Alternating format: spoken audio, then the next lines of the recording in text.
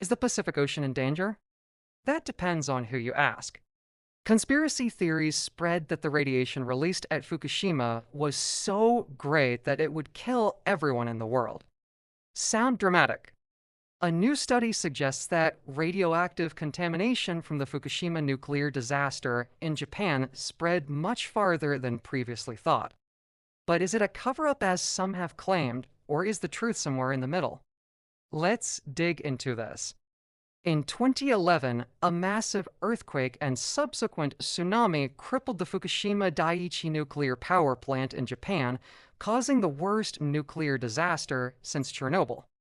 3 of the plant's reactors suffered meltdowns and had to be decommissioned. In the immediate aftermath, Japanese authorities said they had the situation under control. But rumors quickly began to circulate that the government was hiding the true scope of the disaster. But earlier this year, scientists reported finding high levels of radioactive cesium in deep water off the coast of Japan. And a recent study published in the journal Nature confirmed that radioactive contamination from Fukushima spread as far as California. But do these studies confirm the worst fears of those claiming a cover-up, or do they tell a different story? Well, it depends on what you're looking for. The authors of the new paper analyzed seawater samples collected by the United States, Japan, and other countries between 2011 and 2018. They were looking for radioactive isotopes of cesium, strontium, and plutonium. These isotopes were released during the accident at Fukushima. The authors concluded that most of the radioactive cesium and strontium detected in seawater came from the nuclear power plant.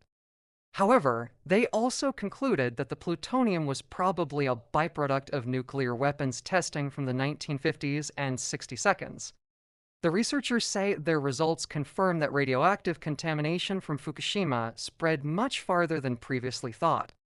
But they also say that the amounts detected were small and that the risk to humans is low. This is good news compared to the apocalyptic predictions of those claiming a cover-up. But it also raises questions about what else might have been detected in those seawater samples.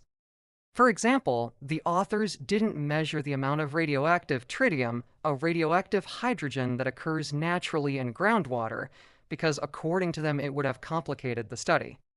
So the scientific community seems to agree that radioactive contamination from Fukushima did spread much farther than the Japanese government initially suggested, but are not as high as some claim, and you, let us know what do you think in the comments below.